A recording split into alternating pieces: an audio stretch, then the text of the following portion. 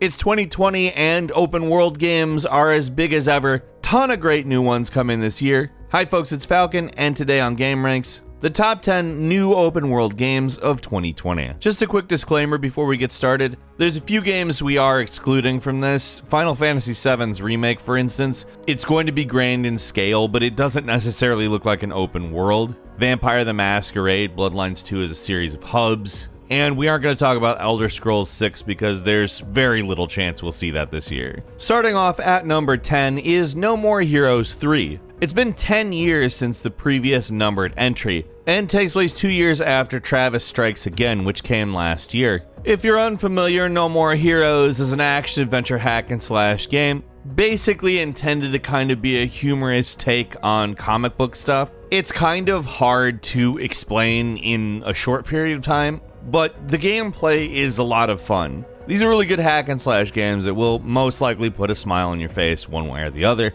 It does get a little extreme sometimes, but not. It could be worse. You've seen worse. No More Heroes 3 is coming out on the Nintendo Switch sometime this year. And moving on to number 9 is Dying Light 2, which looks to actually add a very large amount of ideas to an already pretty good game, Dying Light 1. Of course, we will be seeing the parkour skills of the original game remain. They're actually doubling the number of parkour moves. But the big development is the emphasis on narrative. They are attempting to do something pretty ambitious, to say the least. They want to make a story that is significantly more reactive to players' choices than what you might expect. The developers are calling it a narrative sandbox, which gives you choices that have genuine consequences. Now, keeping in mind we've played games that have advertised this idea for a very long time, and while we have been presented choices in games, it doesn't always live up to the rhetoric, so to speak. The thing that makes me interested in this is that it's not really something that developers and publishers have tried to sell us on lately. So that makes me think that the technology they've developed here is significant. Also, it's Dying Light, so we already know that the gameplay itself is probably going to be good because they've built on that.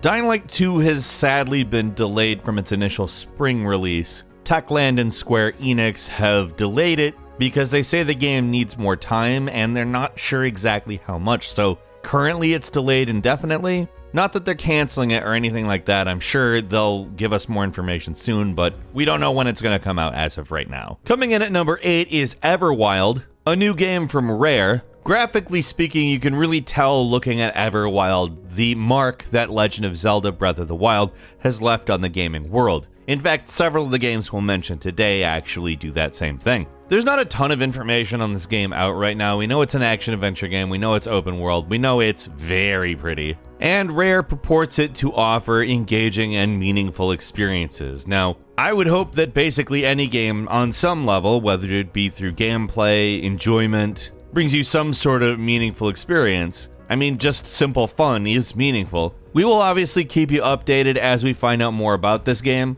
We don't have a release date, it's exclusive to Xbox. Microsoft owns Rare at this point, but we're supposed to see it sometime this year.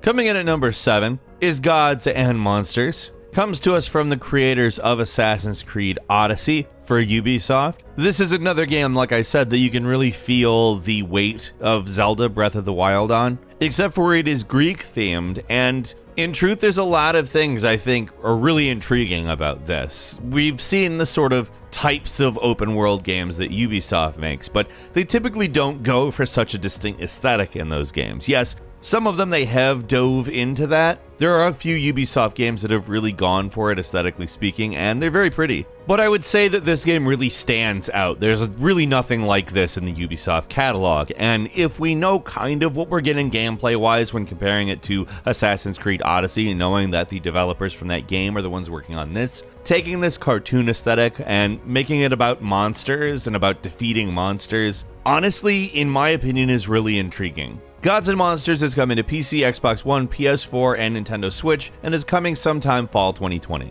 At number 6 is Mount and Blade 2 Bannerlord. This is a game that was announced way back in 2012. Like its predecessor, it is an action role-playing game with an emphasis on strategy. What this basically means, if you've ever played the original, is that it's kind of a management/strategy game. It's kind of a sandbox. but mostly it's an action RPG, which sound like three pretty disparate things. But when the original Mount & Blade came out in 2008, it wasn't really like graphically a powerhouse in any way, and it got a lot of guff for that. But the way the game was set up was more than intriguing. It was a really enjoyable game. And it's really nice to see that same idea brought into much better looking graphics, because even for 2008, it was not a good looking game. I don't think it's going to win any awards for graphics. It's just such a turnaround that comparing the two games, it's like, wow. There's a lot of new stuff to look forward to in it as well, which gives a much more combat-oriented experience. But that doesn't mean it's a different game altogether. In the single player, you will be able to persuade people. A well-executed persuasion system can really drastically improve a narrative, and I'm looking forward to that. I'm just looking forward to playing it though. Mount & Blade 2 Bannerlord is releasing in March for early access. We don't have a final date, but look for it on Steam then.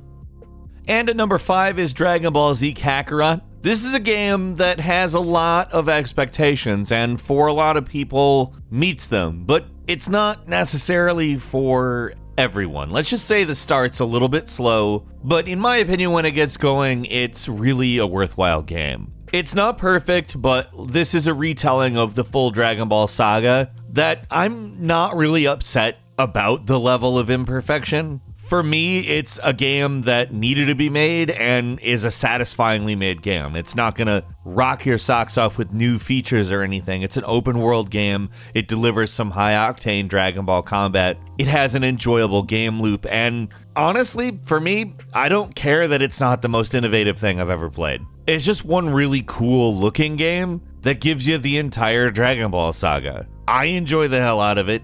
I'm not gonna tell you that it's perfect, or that absolutely every person's gonna like it, but just for how faithful and how fun this game is, in my opinion, kind of overcomes the lack of innovation. It's pretty much the best Dragon Ball story video game, in my opinion. It's out now for PS4, Xbox One, and PC. I would definitely recommend playing it.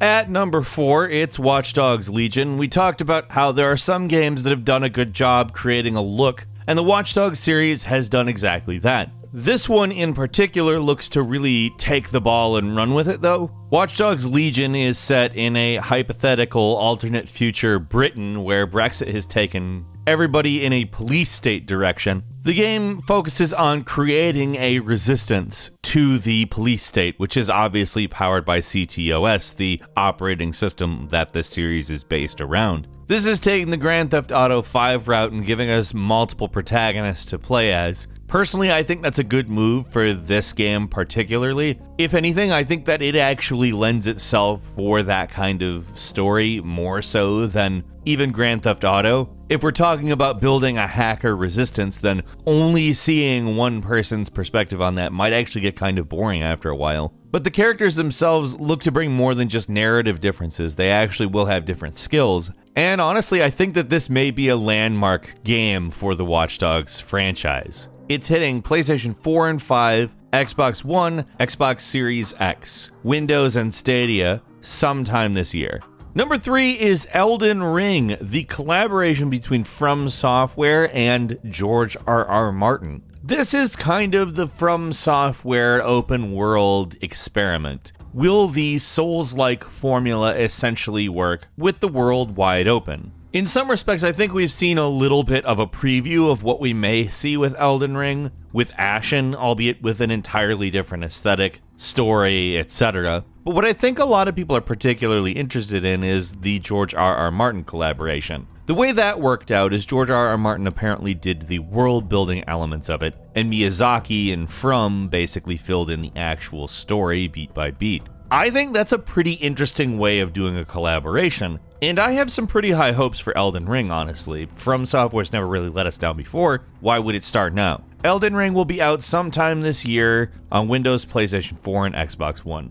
At number 2 is Ghost of Tsushima, which is an action-adventure game with a stealth twist. Basically, this was revealed, and I was already ready for it. It is absolutely a gorgeous-looking game. It comes to us via Sucker Punch Productions and follows The Last Samurai on Tsushima Island back in the 13th century. Now, the central conflict of the game is apparently the Mongol invasion of Japan. The game is more or less about the fantasy of becoming a samurai, in which you will, over the course of the game, learn the way of the ghost, which is apparently a prerequisite for defeating the Mongol Empire. Plenty about this game remains a mystery for now, but if you recall, Sucker Punch created the Infamous series, and apparently it's serving as the inspiration for the transversal techniques that the main character of this game will be employing, so I think that can give us a little bit of a hint as to how the game will play. We also know there's a heavy stealth element, and that just comes out of the words of the developers themselves, so combining these two things makes me very interested. On top of that, like I said, Ghost of Tsushima is gorgeous. It's coming to PlayStation 4 in Q2 or Q3 of this year.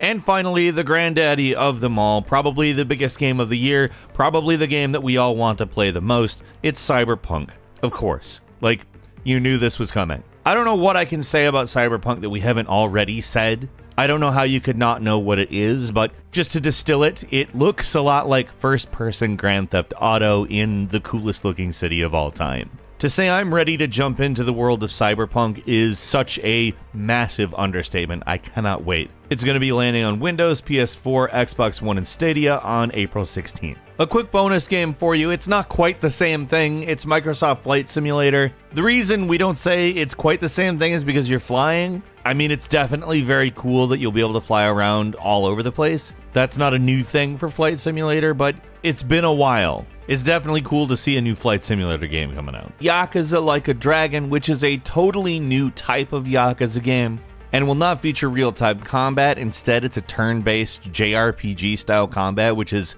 really a bold choice that I'm pretty interested in seeing, to be honest. Next is Animal Crossing New Horizons, which is a bigger and better version of the classic life sim that absolutely everybody who owns a Nintendo product at least knows of, but a lot of people really love this series. Of course, I think basically everybody with a Nintendo Switch is at least curious at this point. There's an unannounced Assassin's Creed game that is apparently coming in 2020. It is rumored to take place during the Viking era. There's a lot of speculation it will be called Assassin's Creed Ragnarok, but none of that is even vaguely confirmed, so keep that in mind. Honestly, I do think that would be a great era to do an Assassin's Creed in, especially given the depth that we've seen in Odyssey and Origins. What games are you going to play this year? What are you most excited for? Leave us a comment and let us know what you think. And if you like this video, please click like. If you're not subscribed, now's a great time to do so. We upload brand new videos every day of the week. The best way to see them first is, of course, a subscription. So click subscribe and enable all notifications. As always, we thank you very much for watching this video. I'm Falcon. You can follow me on Twitter @FalconTheHero. We'll see you next time right here on Game Ranks.